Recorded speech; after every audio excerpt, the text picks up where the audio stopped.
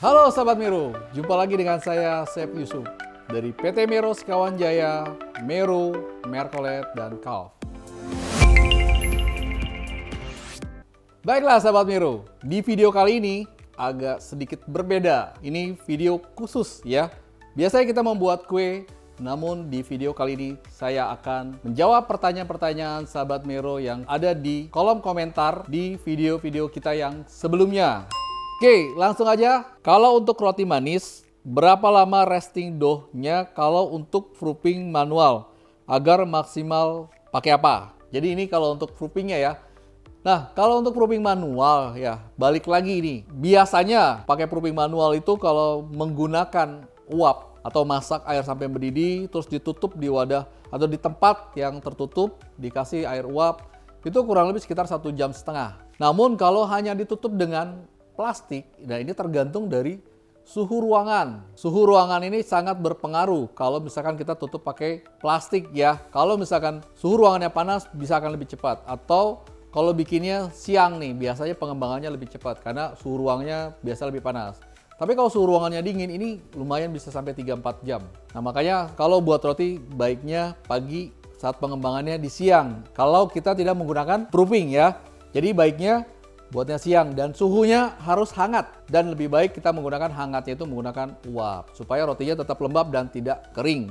Agar maksimal pakai apa? Saya sarankan ditutup pakai misalkan pakai rak, tutup pakai plastik, kemudian di bawahnya dikasih uap panas supaya mengembangnya itu tidak kering ya.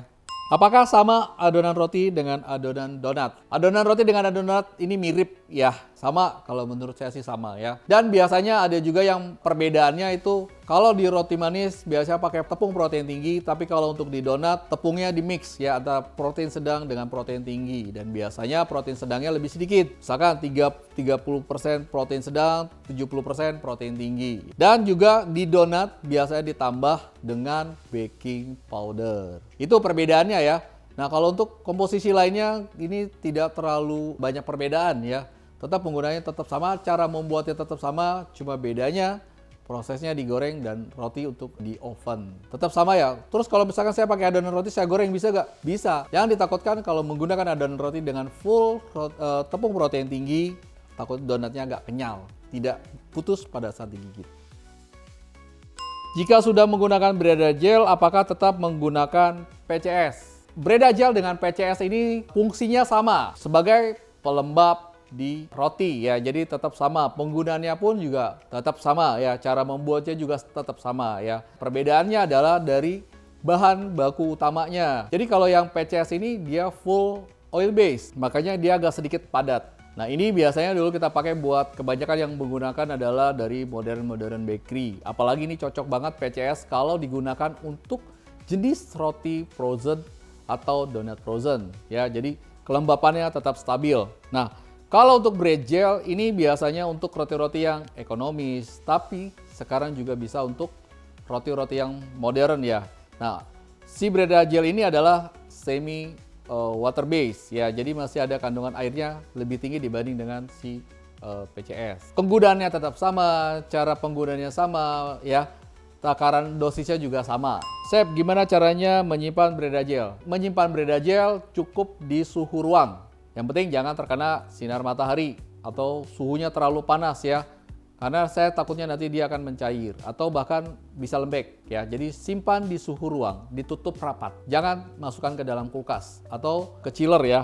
Kenapa roti kering setelah di oven? Yang pertama faktornya adalah kalau roti cepat kering itu tidak menggunakan pelembab ya. Biasanya dari adonannya pun sudah terlihat keras, apalagi adonannya tidak kalis. Nah, di sini wajib menggunakan Breda Gel supaya adonan rotinya setelah matang dia tidak keras. Dan faktor yang kedua adalah untuk ngopen roti tidak boleh menggunakan waktu yang terlalu lama. Biasanya roti itu paling lama itu di 12 sampai dengan 15 menit. Ketika terlalu lama di oven, kadar air yang ada di dalam adonan roti berkurang dan sehingga terjadi cepat kering. Jadi waktu ngopen roti itu jangan terlalu lama. Oke, selanjutnya kalau untuk roti tawar pelembutnya gunakan Breda Gel atau Bread Improver.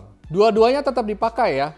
Kalau Bread Improver atau Parfait Super Soft ini fungsinya adalah sebagai pelembut, membentuk jaringan rotinya lebih halus dan membantu proses pengembangan. Breda gel ini sebagai pelembabnya supaya roti tawarnya kelembapannya lebih lama. Secara fungsinya dua-duanya berbeda. Dua-duanya dipakai, dua-duanya tetap dipakai. Penggunaan Breda gel dari berat tepung atau berat adonan. Patokannya adalah berat tepung. Jadi ketika kita mau buat roti dengan berat tepung 1 kilo, berarti penggunaan Breda gel 20 gram dalam 1 kilo tepung. 1 kilo tepung ya, bukan 1 kilo adonan. Ya, jadi dalam 1 kilo tepung 20 gram Breda gel ya, atau 2% dari total berat tepung. Oke, pertanyaan yang terakhir. Apakah fungsi telur dalam roti? Fungsi telur ini adalah selain menambah protein, dia juga ada lemaknya ya. Jadi juga bisa menambah kelembapan, kemudian juga bisa menambah rasa roti lebih enak, bisa lebih empuk, dan juga memberikan warna lebih kuning ya. Jadi kalau kita menggunakan telur, biasanya rotinya tuh lebih cerah dan warnanya lebih kuning ya.